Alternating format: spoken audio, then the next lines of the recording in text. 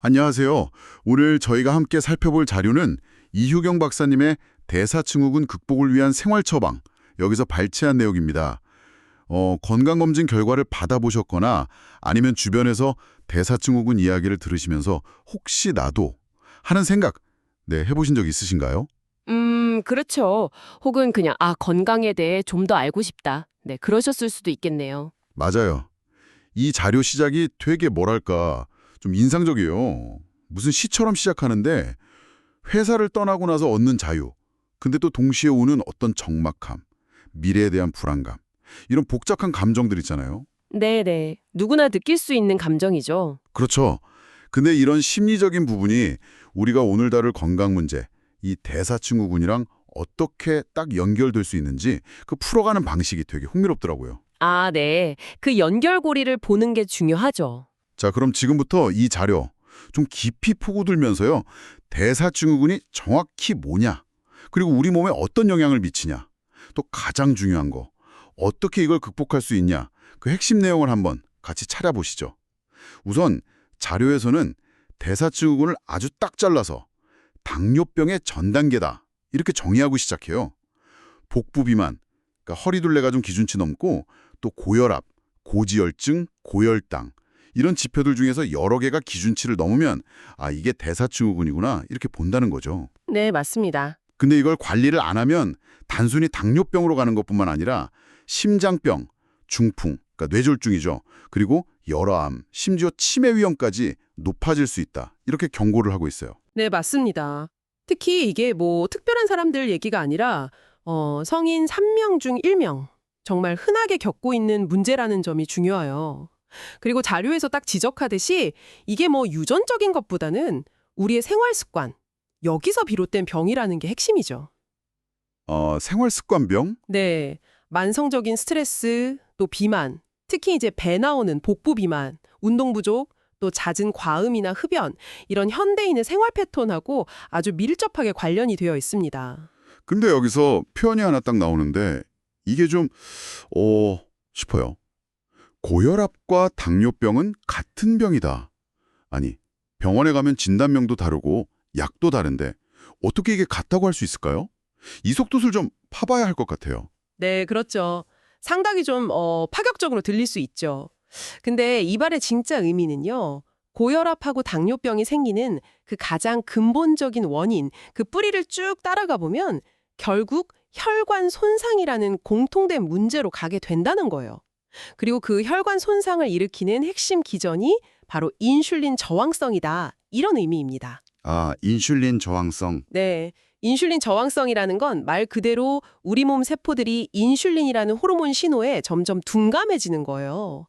뭐랄까, 열쇠 인슐린은 있는데 자물쇠 세포 수용체가 잘 안 맞아서 문 세포가 잘 안 열리는 상태. 뭐 이렇게 비유할 수 있겠네요. 아하. 문이 안 열리니까 혈액 속 포도당이 세포 안으로 못 들어가고 그냥 혈관 안에 넘쳐나는 거죠. 에너지로 쓰여야 하는데. 자료에서는 특히 이제 정제된 탄수화물이나 설탕 같은 당분, 이걸 너무 많이 먹으면 인슐린이 계속 과다하게 나오고 결국 세포가 이 신호에 지쳐버려서 반응을 잘 안 하게 된다. 이걸 주된 원인으로 보고 있어요. 그렇군요. 일으키는 겁니다. 염증이요? 네. 그럼 우리 몸은 이 상처난 혈관을 고치려고 콜레스테롤 같은 걸 막 보내는데 이 과정이 계속 반복되면 혈관벽이 두꺼워지고 딱딱해지는 거죠. 동맥경화, 혈압이 오르는 것도 어찌 보면 좁아지고 딱딱해진 혈관으로 피를 보내려니까 몸이 압력을 높이는 걸 수도 있고요. 결국 이 혈관 건강 악화라는 큰 틀 안에서 고혈압과 당뇨가 연결되어 있다. 이런 시각인 거죠. 대사증후군 여러 기준 중에서도 특히 복부 비만, 이 뱃살이 되게 중요하게 강조되는 것 같아요. 이게 그냥 뭐 옷 입을 때 좀 신경 쓰이는 정도가 아니라 건강에 훨씬 심각하다는 건데 왜 그런 걸까요? 구체적으로. 네, 정확히 보셨어요. 이 배에 쌓이는 내장 지방은요, 허벅지나 엉덩이 쪽 피하 지방하고는 성격이 완전 다릅니다. 내장 지방은 가만히 있질 않아요. 대사적으로 훨씬 활발해서 유리지방산이라는 좀 안 좋은 물질 형태로 혈액 속으로 아주 쉽게 빠져나와요. 유리지방산? 네, 유리됐다는 게 말 그대로 통제 안 되고 혈액 타고 막 돌아다닌다는 건데 얘들이 온몸을 돌면서 염증을 만들고 혈관을 손상시키죠. 또 간으로 흘러들어가면 중성지방으로 바뀌어서 지방간을 만들고 췌장에 쌓이면 인슐린 만드는 세포 기능을 망가뜨리는 지방췌장 이런 것도 유발하고요. 와, 지방간 자체도 인슐린 저항성을 더 심하게 만드니까 정말 악순환의 중심에 이 복부지방이 있는 셈이죠. 뱃살은 이렇게 위험하다와는 완전 반대로 허벅지 근육은 정말 중요하다고 계속 강조하거든요. 자료 보니까 식사 후에 혈당의 무려 70%를 이 허벅지 근육이 써준다고 해요. 혈당 조절자라는 별명 정말 붙을 만하네요. 네, 맞습니다. 허벅지 근육이 우리 몸에서 제일 큰 근육 중 하나인데 혈당 관리에 정말 핵심적인 역할을 합니다. 근육세포 자체가 포도당을 에너지로 엄청 활발하게 쓰기도 하고 또 글리코겐 형태로 포도당을 저장하는 창고 역할도 하거든요. 아, 창고 역할까지? 네. 그리고 되게 흥미로운 게 허벅지 주변 지방은 뱃속 내장 지방이랑 달라서 해로운 유리지방산 형태로 잘 안 빠져나오고 필요할 때 에너지로 잘 쓰인다는 거예요. 그래서 허벅지 근육을 키우는 게 인슐린 저항성 낮추고 혈당 안정시키는데 아주 효과적인 전략이 되는 거죠. 지방이 어디에 있냐에 따라 이렇게 역할이 다르다는 거. 참 신기하죠. 네, 정말 그러네요. 자, 그럼 이제 대사증후군을 이루는 그 개별 요소들, 고혈압, 콜레스테롤, 당뇨병, 여기에 대해서 자료가 제시하는 조금 다른 시각들, 어쩌면 우리가 기존에 알던 거랑 좀 다른 이야기들을 자세히 좀 보죠. 먼저 고혈압인데요. 자료에서 고혈압은 살려는 몸부림이다. 이 표현이 진짜 인상 깊었어요. 이게 무슨 뜻일까요?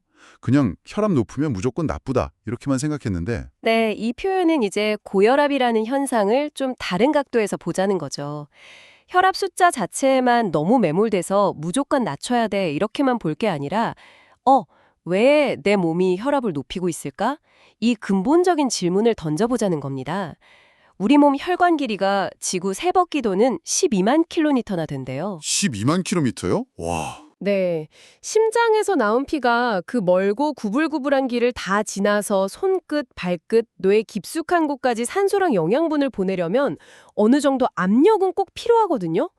근데 만약 혈관이 좁아지거나 피가 끈적해져서 잘 못 돈다면 우리 몸은 어떻게든 살아남으려고 압력을 높여서라도 피를 보내려고 할 수 있다? 이런 해석이 가능한 거죠. 아, 일리가 있네요. 네. 그래서 혈압이 너무 낮아도 오히려 세포 기능이 떨어질 수 있다는 점도 이야기하고요. 자료에서는 스트레스나 또 너무 짜게 먹는 거, 이런 게 혈압 높이는 주요 원인이 될 수 있으니 이런 원인 관리가 먼저 중요하다고 하고요. 그리고 미네랄 중에 마그네슘. 이게 혈관 이완을 도와서 혈압 조절에 도움이 될 수 있다는 언급도 있어요. 그렇군요. 그래도 혈압이 너무 높으면 위험하니까 약을 먹어야 할 때도 분명 있잖아요. 물론이죠. 그 점은 아주 명확히 해야 합니다. 생활 습관 개선만으로 조절이 안 되거나 이미 혈압이 너무 높으면 단양이 의사 처방 따라서 혈압약 드시는 게 중요해요. 뇌출혈이나 심근경색 같은 아주 치명적인 합병증을 막는데 약물 치료가 굉장히 효과적이라고 분명히 밝히고 있습니다. 중요한 건 혈압 수치 자체에만 너무 얽매이지 말고 내 몸이 왜 이런 신호를 보낼까 그 배경을 이해하려는 노력, 그리고 필요하면 의학적 조치를 함께하는 그런 균형 잡힌 시각이 필요하다는 거죠. 혈압이 너무 높으면 혈관 터질 위험, 뇌출혈, 또 너무 낮추면 피가 잘 안 돌아서 막힐 위험, 뇌경색이 있다는 것도 기억해야 하고요. 네. 다음은 콜레스테롤인데요. 이것도 참 많은 분들이 콜레스테롤 하면 그냥 나쁜 거, 무조건 낮춰야 돼 이렇게 생각하시고 뭐 달걀 노른자나 새우 같은 거 피하려고 하시잖아요. 근데 이 자료는 음식으로 먹는 콜레스테롤이랑 피 속 콜레스테롤 수치는 생각보다 직접 관련이 적다 이렇게 말해요. 우리 몸이 항상성이라는 자체 조절 능력으로 농도를 맞춘다는 건데요. 네, 항상성. 네, 항상성이 우리 몸이 외부 변화에도 내부 상태를 안정적으로 유지하려는 거잖아요. 이 부분이 진짜 기존 상식이랑 좀 다른 내용인데 오히려 뭐 과도한 탄수화물이나 트랜스 지방이 혈관엔 훨씬 안 좋다 이렇게 지적하고요. 네, 정확합니다. 이 관점은 콜레스테롤을 그냥 나쁜 놈으로만 보지 말고 우리 몸에서 얘가 꼭 해야 하는 역할들이 있다는 걸 먼저 이해하자는 거예요. 콜레스테롤은 우리 몸 모든 세포의 막을 만드는 중요 성분이고요. 또 성호르몬, 스트레스 호르몬, 비타민 D 이런 거 만드는데 없으면 안 되는 재료거든요. 아, 재료군요. 네. 그래서 무조건 낮추는 게 능사가 아니고 너무 낮아도 뭐 면역력이 떨어진다거나 호르몬 문제가 생길 수도 있어요. 중요한 건 왜 내 몸이 콜레스테롤 수치를 높이고 있지? 그 원인을 찾는 거죠. 자료에서는 만성 스트레스, 그리고 몸 어딘가에 있는 만성 염증, 이걸 주요 원인으로 꼽아요. 스트레스랑 염증이요? 네, 스트레스 받으면 코르티솔 같은 호르몬이 더 필요하고 이걸 만들려고 콜레스테롤 생산을 늘릴 수 있다는 거죠. 또 혈관 같은 데 염증이나 상처가 생기면 그걸 고치는 과정에서 콜레스테롤이 쓰이는데 이게 너무 과하거나 오래되면 혈관벽에 쌓여서 동맥경화가 될 수 있다는 설명이고요. 그 외에도 뭐 부신 기능이 떨어져서 만성 피로가 있다거나 갑상선 기능 저하증, 여성분들 같은 경우는 에스트로겐 불균형, 이런 것도 콜레스테롤 수치에 영향을 줄 수 있다고 하고요. 그렇군요. 원인이 다양하네요. 그렇죠. 하지만 이것도 마찬가지로 콜레스테롤 역할을 이해하는 거랑 별개로 의학적 관리가 꼭 필요한 경우가 있어요. 이 점은 분명히 해야 합니다. 자료에서도 가족 중에 젊은 나이에 심장병 앓은 분이 있는 유전적 소인이 있거나 본인이 이미 당뇨병이 있거나 뭐 심장 스텐트 시술 같은 거 받으셨거나 뇌졸중 겪으셨거나 만성 신부전 같은 고위험군이다. 이러면 생활 습관 개선이랑 함께 약물 치료로 콜레스테롤 수치를 적극적으로 관리하는 게 심뇌혈관 질환 예방에 필수적이라고 아주 명확하게 선을 긋고 있습니다. 네, 원인 파악과 위험도에 따른 관리가 둘 다 필요하다는 말씀이시네요. 네, 맞습니다. 자, 마지막으로 당뇨병입니다. 우리나라 성인 당뇨 환자가 500만 명이 넘고 전 단계까지 하면 1000만 명이 넘는다는 통계. 이거 정말 심각하게 느껴지는데요.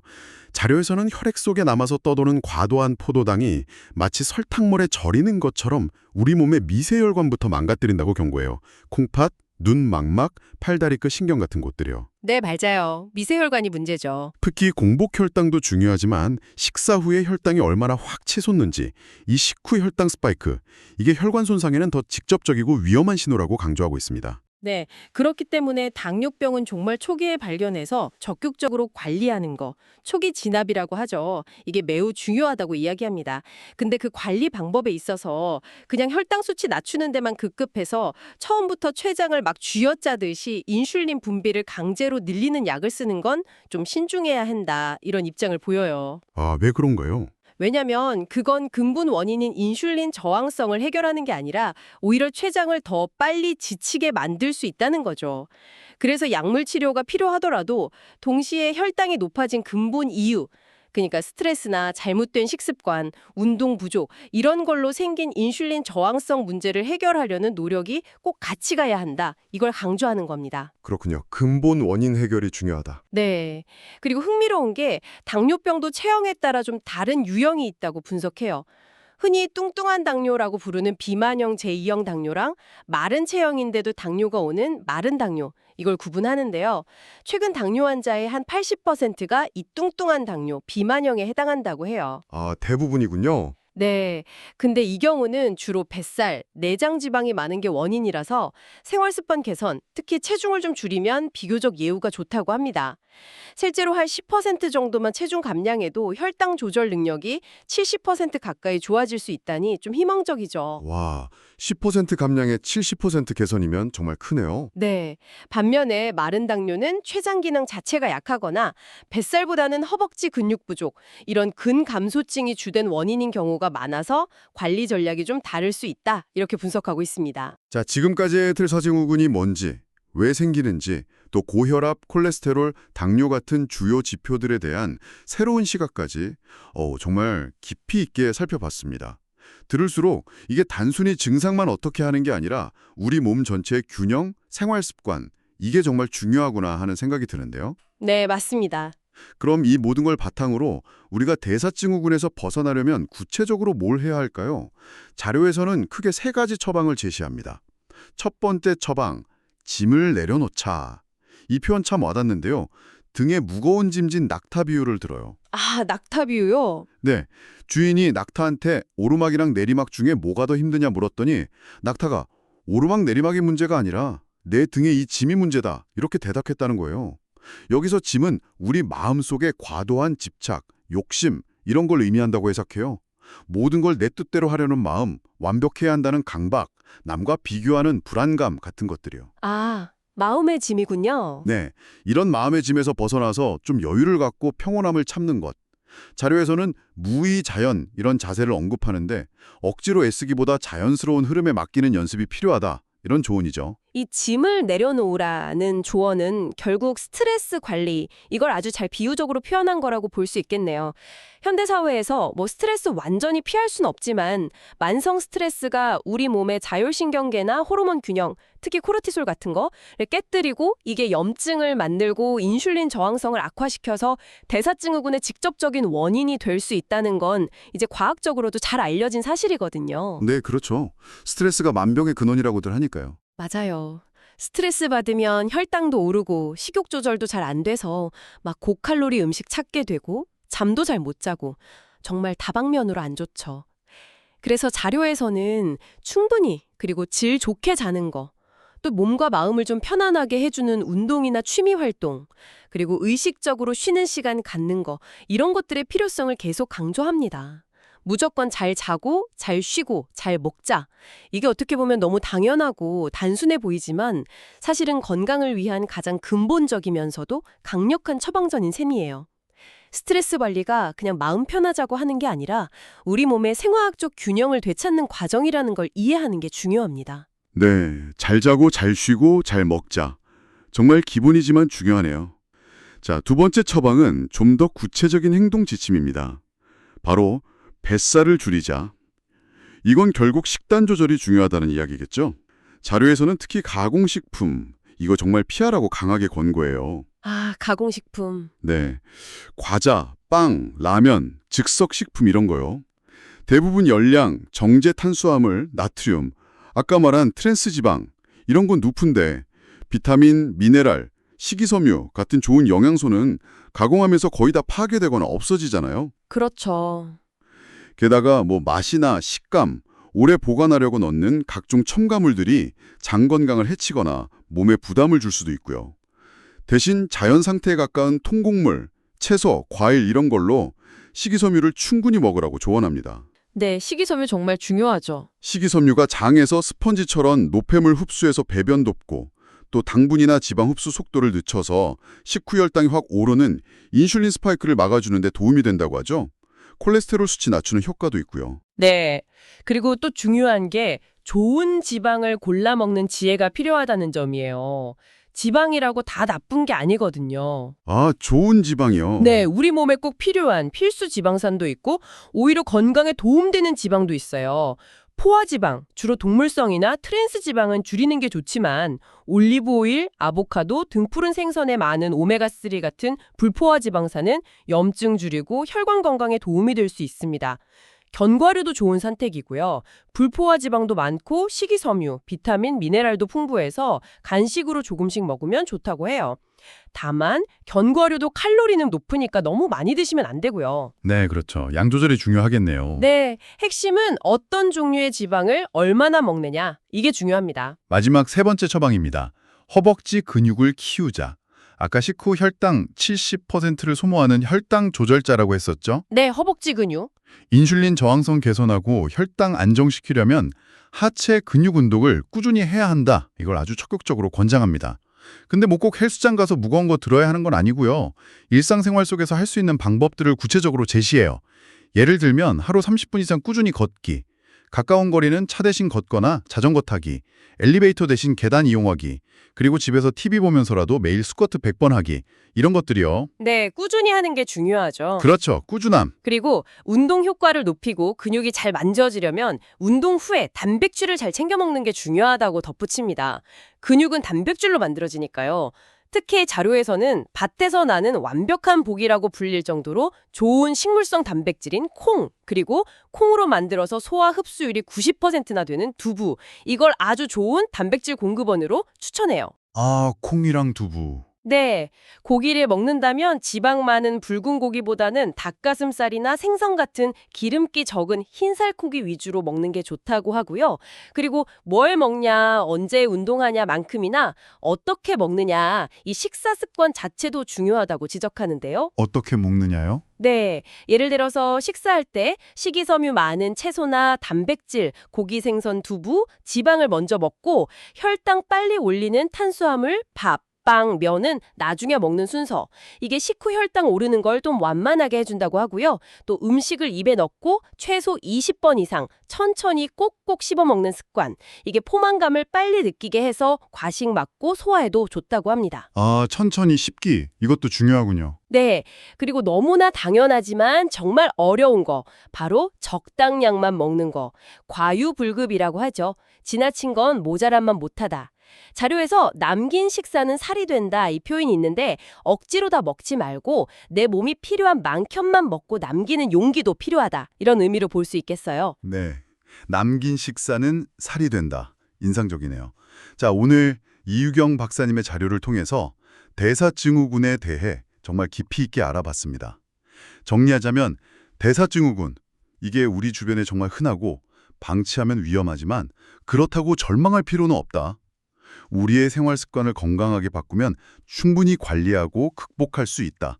이런 희망적인 메시지를 얻을 수 있었던 것 같아요. 네, 그렇죠. 충분히 관리가 가능합니다. 그 핵심 전략이 크게 3가지였죠. 첫째, 마음의 짐 내려놓고 스트레스 관리하기. 둘째, 가공식품 줄이고 건강한 식단으로 뱃살, 즉 내장 지방 관리하기. 셋째, 꾸준한 하체 운동으로 허벅지 근육 키우기. 네. 특히 저는 인상 깊었던 게 고혈압이나 콜레스테롤 수치 같은 걸 단순히 정상, 비정상, 이분법으로만 볼 게 아니라 어쩌면 내 몸이 지금 처한 상황에서 균형을 잡고 살아남으려고 보내는 일종의 신호나 반응일 수 있다. 이런 새로운 관점을 제시한 점이었어요. 아, 몸이 보내는 신호. 네. 물론 그 신호가 위험 수준 넘지 않게 관리하는 건 중요하지만 그 신호가 왜 나타났는지 근본 원인, 그러니까 나의 생활 습관이나 스트레스 수준을 먼저 돌아보고 개선하려는 노력이 함께 갈 때 진짜 건강 회복이 가능할 거다. 이런 통찰을 주는 거죠. 증상만 누르기보다 원인을 해결하는 게 장기적으로 더 중요하다는 이야기입니다. 네, 정말 중요한 지적입니다. 오늘 나눈 이야기들, 특히 마음의 짐을 내려놓으라는 조언과 스트레스가 우리 몸의 대사 과정 전체에 미치는 그 깊은 영향을 생각해 볼 때요. 혹시 지금 여러분 삶에도 조금 덜어내면 정신적인 평화는 물론이고 신체적인 건강에도 도움이 될 만한 어떤 무거운 짐이나 만성적인 스트레스 요인이 자리 잡고 있지는 않으신가요?